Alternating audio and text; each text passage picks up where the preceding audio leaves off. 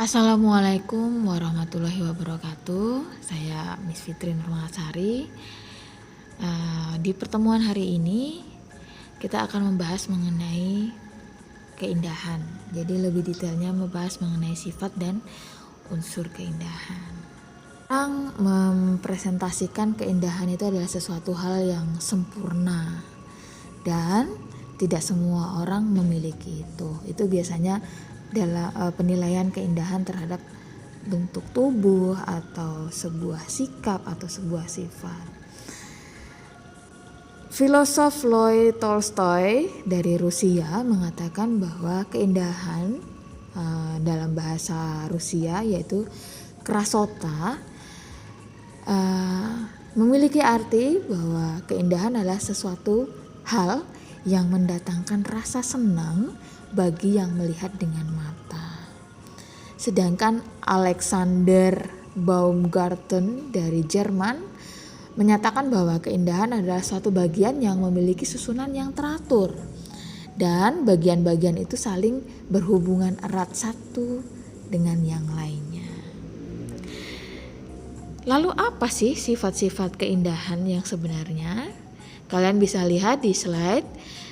Sifat keindahan itu sifatnya asli atau benar, wajar, universal, menarik atau unik, abadi, dan the last itu menyenangkan. Bagaimana sifat keindahan itu asli atau benar? Maksudnya di sini adalah keindahan dinyatakan asli atau benar itu dia tercipta benar-benar dari ide kreatif seorang seniman. Dan itu mungkin sebuah ungkapan atau sebuah rasa yang seniman tersebut tuangkan dalam bentuk karya, ya. Jadi benar-benar dari hasil pemikiran sendiri, bukan suatu jiplakan atau mencontoh dari karya-karya yang sebelumnya. Selanjutnya, keindahan itu bersifat wajar, tidak berlebihan atau tidak juga minim. Artinya seperti ini. Ketika kita jadi seorang ahli fotografi, pasti sebuah hasil karya foto itu harus diedit. Namun kita tidak boleh terlalu berlebihan dalam mengeditnya sehingga menghilangkan keaslian atau wujud asli dari karya tersebut, dari hasil fotografi tersebut. Nah, itu yang dimaksudkan wajar dalam sifat-sifat keindahan. Sifat keindahan selanjutnya adalah universal. Maksudnya di sini adalah karyanya disukai oleh banyak orang. Dia mendunia. Jadi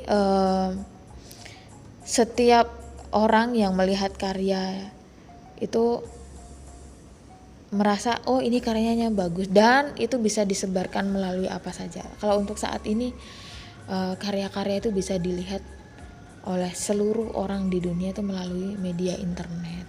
Nah, selanjutnya seperti kesenian angklung, itu adalah salah satu bentuk karya seni musik tradisional khas dari Indonesia, tapi di seluruh dunia orang itu suka memainkannya.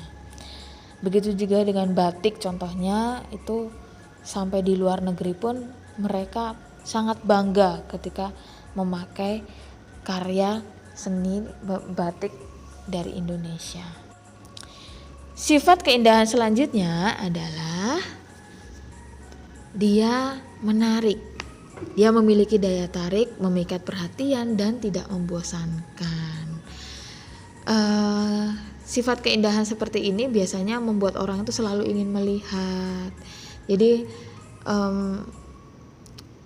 contohnya kayak sebuah tempat wisata atau sesuatu hal yang spektakuler itu akan menarik perhatian orang. Misalnya kayak mengunjungi sebuah tempat wisata, itu mungkin orang tidak hanya sekali itu saja. Mungkin di lain waktu atau kesempatan mereka akan datang kembali. Karena apa?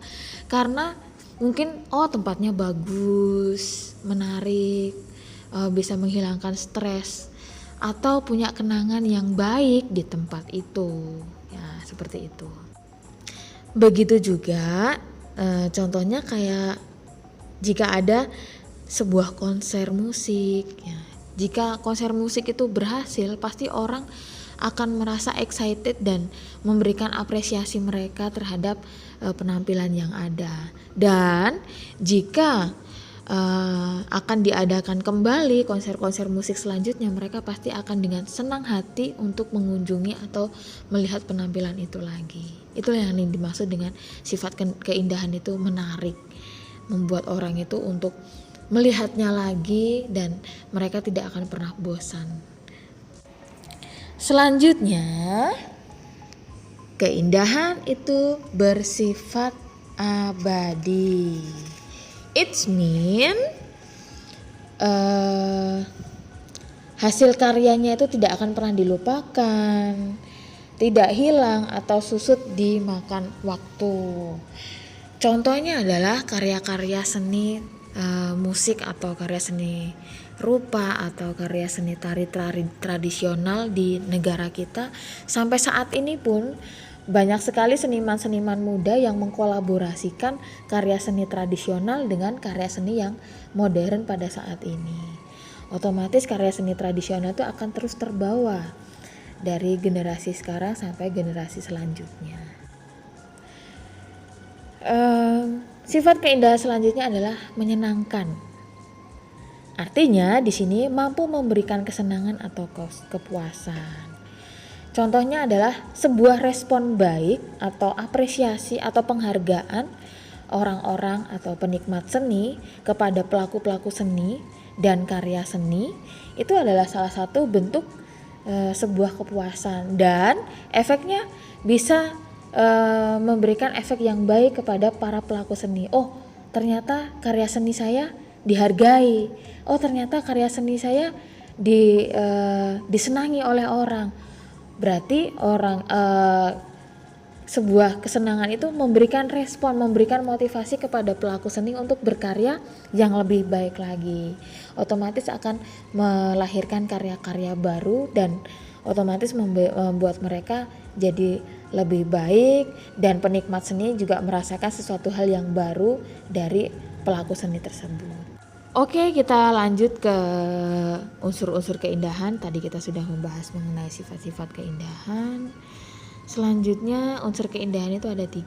Yang pertama adalah unity, yang kedua complexity, yang ketiga intensity.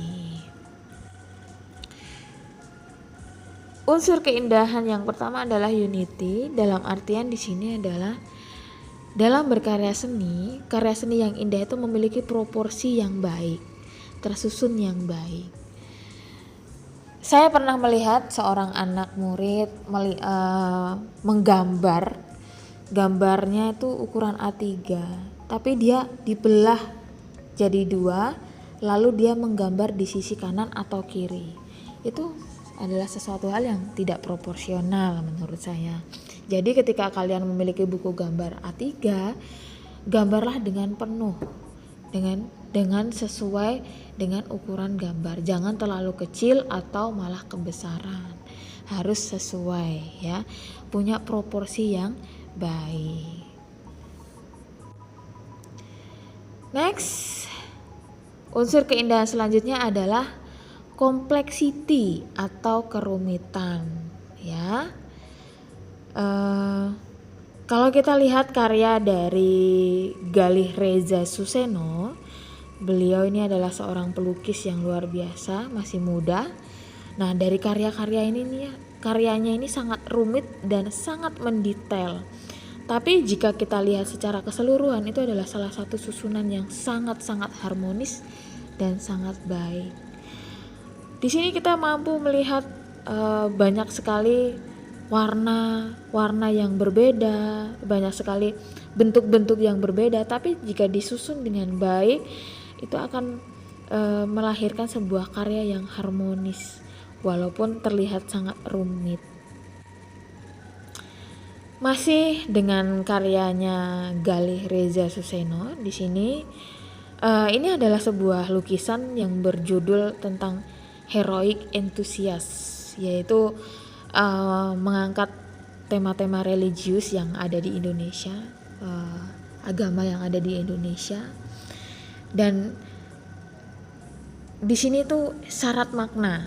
Jadi itulah yang menampakkan kualitas. Jadi menampakkan sebuah kesungguhan dari karya tersebut. Ya, jadi sebuah karya seni itu memang harus berkualitas, mungkin dalam pengerjaannya memiliki makna dan diproses dengan kesungguhan. Jadi tidak ada, Bu, saya cuman kayak gini aja lah, Bu, udahlah terserah Ibu mau nilai berapa. Berarti kita tidak bisa berkarya dengan sungguh-sungguh, dan otomatis unsur keindahan yang ada di situ tuh akan hilang, ya. Jadi sekali lagi saya mengingatkan kepada kalian, berkaryalah dengan kesungguhan hati. Kesungguhan hati itu lahir dari mana? Dari ide kreatif dan dari hati yang tulus. Oke, baik, saya rasa pertemuan kita membahas mengenai sifat keindahan dan unsur keindahan itu saya rasa cukup. Next mungkin kita akan mempelajari materi-materi yang menarik selanjutnya. Saya ingatkan kembali untuk membaca materi-materi sebelumnya sebelum kita mengadakan ulangan harian pertama. Ulangan harian pertama itu bentuknya kuis seperti game, dan saya rasa itu akan membuat kalian excited. Silakan belajar terlebih dahulu, nanti akan saya berikan kisi-kisi supaya kalian bisa belajar lebih intensif lagi. Baik, saya rasa cukup pertemuan hari ini. Saya akhiri, selamat pagi, sampai jumpa, salam.